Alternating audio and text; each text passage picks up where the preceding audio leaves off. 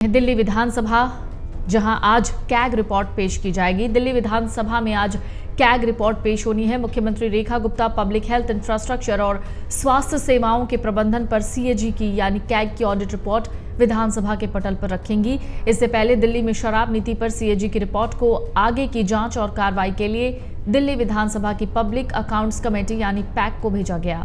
विधानसभा अध्यक्ष विजेंद्र गुप्ता ने पैक को 3 महीने में जांच रिपोर्ट सदन में पेश करने को कहा है। गुप्ता ने कहा, सीएजी रिपोर्ट से आप सरकार के एक्साइज पॉलिसी को लागू करने में की गई अनियमितताओं को उजागर किया गया है। उधर सदन से निलंबित 21 विपक्षी विधायकों की विधानसभा एंट्री में परिसर में एंट्री न मिलने पर विपक्षी सदस्यों ने हंगामा किया और गेट पर धरना दिया है।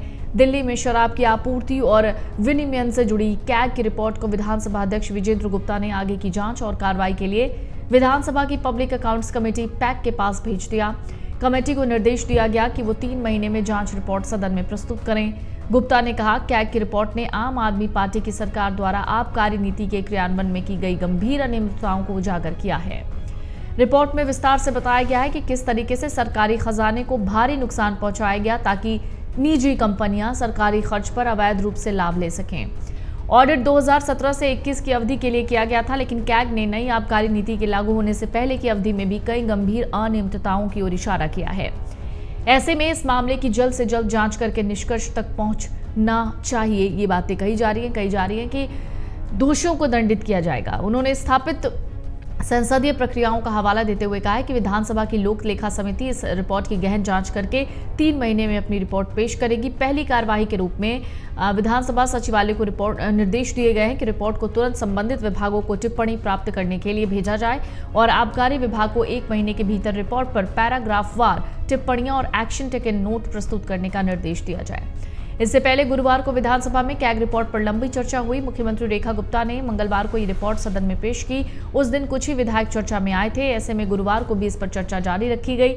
सत्ता पक्ष से मंत्री कपिल मिश्रा, विधायक सतीश उपाध्याय, शिखा राय, जितेंद्र महाजन, अभय वर्मा, अजय महावर, ओम प्रकाश शर्मा, सूर्य प्रकाश खत्री, हरीश खुराना, जरनैल सिंह, नीलम पहलवान, तरविंदर सिंह मारवा और मोहन सिंह बिष्ट चर्चा में शामिल हुए। वहीं विपक्ष की ओर से सदन में मौजूद एकमात्र विधायक अमानतुल्लाह खान को भी अपनी बात रखने का मौका मिला। अमानतुल्लाह खान ने पॉलिसी का बचाव करते हुए कहा कि रिपोर्ट के 8 में से 7 अध्याय पुरानी पॉलिसी की कमियों को दिखाते हैं। केवल एक अध्याय है, उसमें भी यही बताया गया है कि नई पॉलिसी एक पारदर्शी पॉलिसी थी, लेकिन एजेंसियों के जरिए दबाव बनाकर उसे ठीक से लागू ही नहीं होने दिया गया।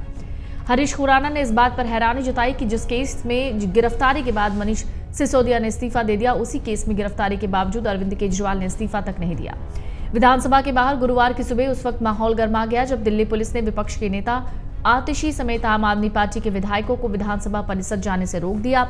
पुलिस ने विधानसभा मेट्रो स्टेशन के पास मेन रोड से विधानसभा की तरफ जाने वाली सर्विस लेन को बैरिकेड लगाकर सील कर दिया। आप विधायकों की गाड़ियों को रोक दिया।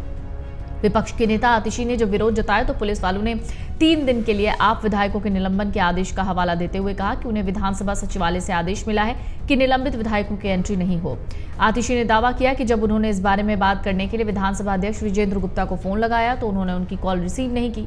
इस बीच आम आदमी पार्टी के अन्य विधायक भी बैरिकेड पर इकट्ठा हो गए और कुछ देर बाद वहीं धरना देकर बैठ गए। अगर आप ये वीडियो YouTube पर देख रहे हैं तो हमारे चैनल को सब्सक्राइब कर बेल आइकन दबाएं और Facebook पर देख रहे हैं तो हमारे पेज को लाइक करें।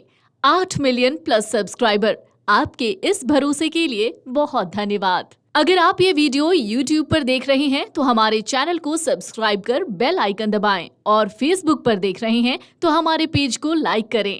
8 मिलियन प्लस सब्सक्राइबर, आपके इस भरोसे के लिए बहुत धन्यवाद।